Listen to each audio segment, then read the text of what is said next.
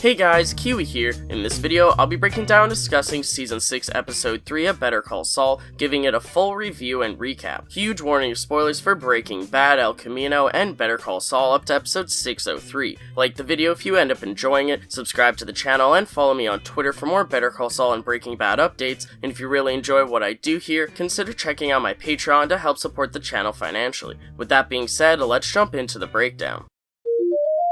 This episode starts out with Nacho driving away in the truck he stole until it breaks down due to being full of bullets. Nacho takes aim with his gun, awaiting the Salamanca twins, but then decides to run. Nacho runs through a field and jumps into an old abandoned tanker. To be honest, the tanker's the only notable thing in sight, and if I were Nacho, I would've just kept running, but I digress. Now, the Salamanca twins almost catch him, but surprisingly they get distracted by one of their men pointing down the road, implying that he saw something. This is kinda cliche, but it was a tense moment and I enjoy it. Now, we all know that whatever that man saw, it wasn't Nacho, as Nacho is holding his breath and hiding in the gross goopy oil in the tanker. Nacho makes his way to a Mexican mechanic and uses his hose to rinse the oil off. Nacho gets spooked until the mechanic just hands him a cloth to clean off with, and the mechanic denies Nacho's dirty money when Nacho wants to use his phone. Nacho first calls his papa and then calls Mike. I already discussed Nacho's final conversation with papa in its own video,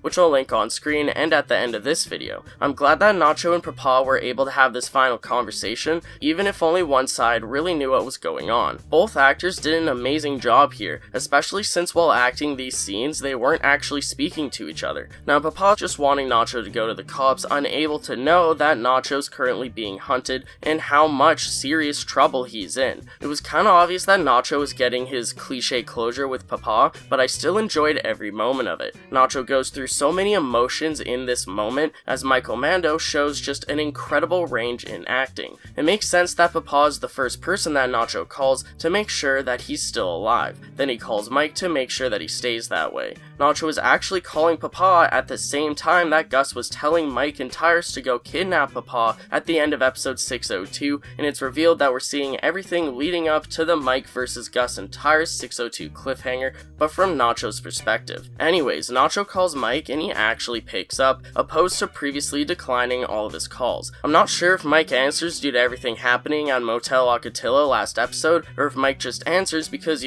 Tyrus is pointing a gun at him. If it's the latter, it's very likely Mike wouldn't have answered if Nacho had called him first just moments sooner instead of Papa, so the timing of Nacho calling Mike was incredibly convenient to the situation. Nacho asks to speak with Gus, in quite a rude way, and he says that he'll die for Gus, but only if they leave his Papa alone. Gus says that he agrees as long as Nacho keeps his word, but Nacho doesn't trust Gus and wants to hear it from Mike. We know that Mike will protect Nacho's dad to the best of his abilities because Mike just defended Papa against Gus before Nacho even asked him to, even with Tyrus holding a gun to his head. Showing Mike defend Papa at the end of episode 602 proves that Mike means what he says to Nacho, that anyone who goes to Papa will have to get through Mike first. So this is where Nacho gets smuggled back to Albuquerque by hiding in a Los Pollos truck where they usually stash the drugs. Nacho is given a final meal, feeling like a prisoner on death row. Interesting detail, Michael Mando wanted cutlery for Nacho to eat his last meal with, but the show creators compromised by saying the cutlery had to be plastic because metal cutlery could be used as a weapon. I assume this is because they wanted Nacho grabbing the glass shard out of Gus's trailer to be the only weapon that he could find, so if he had metal cutlery, he could have used that instead, making the symbolism of the glass shard less important or just redundant. Long story short, they were trying to prevent a plot hole. So Victor comes in to say that Nacho's face is too pretty, implying that Nacho has to be beaten up in order for the Salamancas and the cartel to believe that Nacho was captured by force. Mike says he'll do it, but very reluctantly, and then shoos Victor away. But before Mike starts beating on Nacho, they share a drink together, which is very respectable. We then see Nacho in Gus's trailer, with Gus and Mike telling him that after he tells the cover story for Gus, he should try to run away and Victor will shoot him in the back of the head, ending things quickly, as opposed to the Salamancas torturing him. As Gus and Mike leaves, Mike convinces Gus to allow him to be there, covering the situation with a sniper rifle for assurance.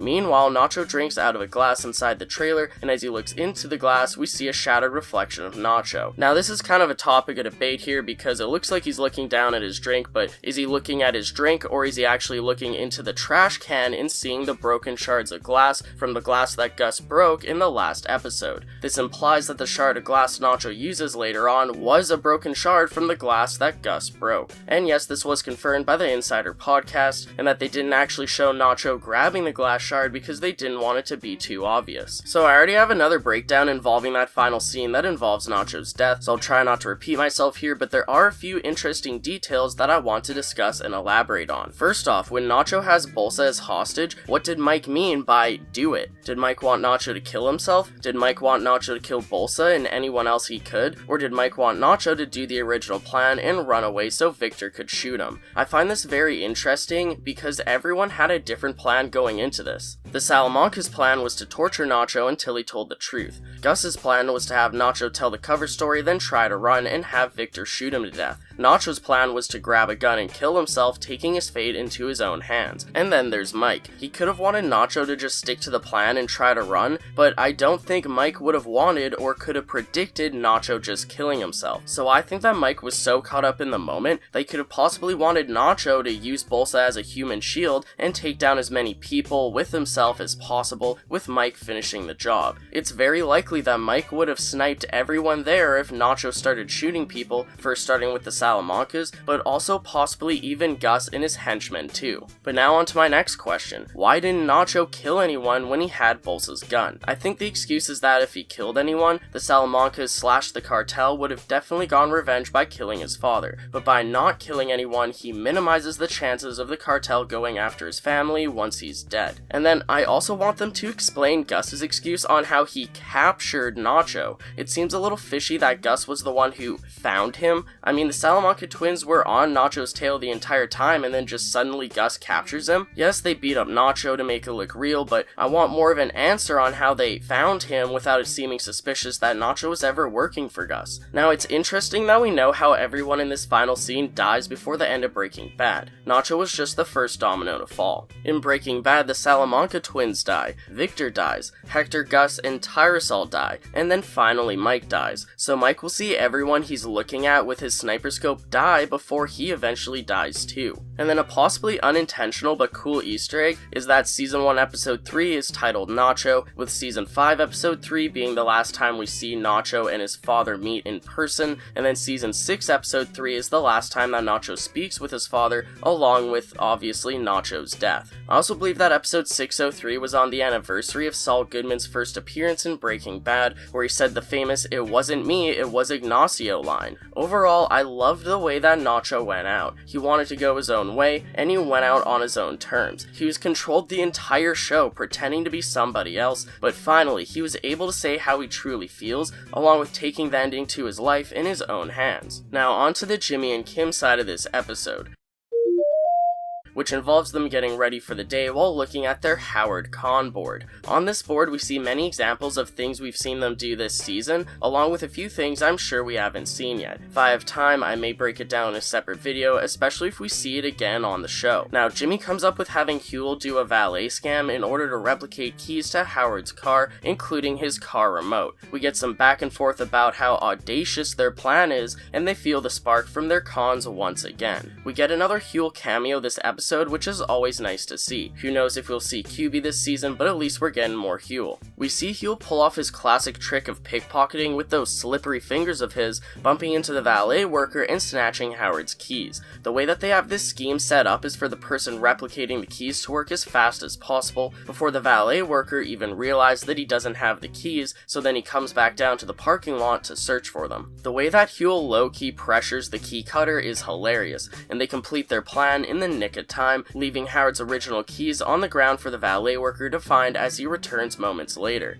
Now Jimmy meets Huel, who gives him the replica key, along with a TV remote panel to be the remote car key. Huel tells Jimmy how it works, but asks the most real question out of the whole show. Jimmy's a lawyer, his wife Kim is a lawyer. They both are already making a lot of money, so why are they doing this? Truer words have never been spoken, and this is a great example of Jimmy and Kim not really appreciating their current status in life, even though they are more fortunate than others. Jimmy responds to Huel with answers he doesn't even truly believe himself. He says that many people are going to benefit from this, implying not only the Sandpiper elders getting their paycheck, but also everyone Kim wants to afford to help once she gets the money. This kind of feels like Kim speaking through Jimmy, while Jimmy's trying to convince himself of these reasons at the same time as Huel, but neither of them seem to be biting. Meanwhile, at the courthouse, Kim gives DA Suzanne Erickson info against her own client, saying that it would have come out in discovery anyways and that she's gonna beat Erickson on merits. This must be Kim just loving her day job with her pro bono clients and being overly confident about it too, possibly making it more challenging on purpose just to try and seem like she's taking the high road and doing everything that she should, even if it hurts her. Now, Susanna Erickson calls in Kim to talk in her office, and she explains how she's realized Lalo's true identity, along with Jimmy's connections to almost every Cartel member he's worked with on the show. I will say that she mentions Nacho and Tuco and now Lalo, but she never mentioned Crazy 8 back in season 5, maybe because he's not high level enough, or because he made him an informant, but that doesn't change the fact that he did represent him. And also let me know your thoughts on the way that Kim acts in this moment, because I just love the way that she's pretending to be shocked and care while secretly she's getting frustrated and angry with the situation. Ray Seahorn plays this scene to perfection. There's just so many levels to it. Also, notice how once Kim runs out of responses, she just redirects the conversation by calling Jimmy Saul Goodman, even though they were both calling him Jimmy throughout the entire conversation up to that point. Kim then calls out Suzanne for never liking Jimmy, but Suzanne is trying to give Jimmy a lifeline, in case he feels like he's in danger and wants to talk about his cartel involvement. But then that night, Jimmy walks in on Kim smoking in her apartment, and he joins her for a beer. She seems really tense here, and she tells Jimmy that Suzanne Erickson is onto them and their relationship with the cartel, but that it was just a fishing expedition to see if he bites. Kim originally tells Jimmy that he should do what he wants, but Jimmy feels like he always needs direction. Jimmy asks him what he should do, and the way that she words the answer definitely pushes Jimmy in the direction that she wants. She asks Jimmy if he wants to be a friend of the cartel or a rat. The way that she makes being a rat sound so negative pushes Jimmy away from choosing that option. Even while talking to DA Erickson earlier in the episode, Kim words it that way to her too, asking Suzanne confirmation that she wants Jimmy to rat, as if she's appalled by this idea. Now, this isn't the first time that we've seen Kim being manipulative towards Jimmy, and it's certainly not the last. So I don't love that Kim manipulates Jimmy, but I do love the way that she does it, using this leading question to influence Jimmy. It makes for a great moment, even including the friend of the cartel reference. Now, this episode barely focused on Jimmy and Kim, which makes sense as it was truly Nacho's episode. This episode was mainly a setup episode for Jimmy and Kim as they prepare for their future cons against Howard, but still we get an interesting Huel scheme and conversation, along with some great moments of Kim versus the DA, along with her manipulating Jimmy.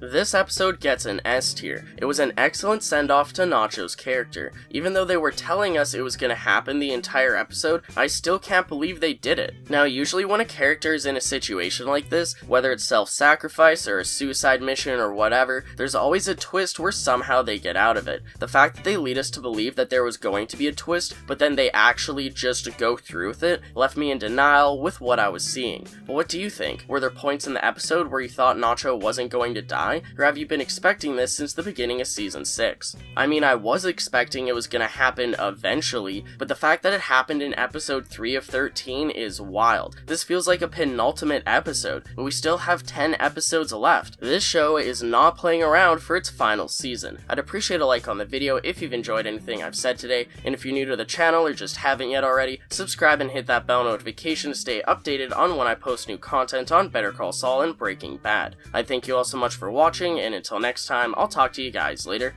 Peace out. You think of me.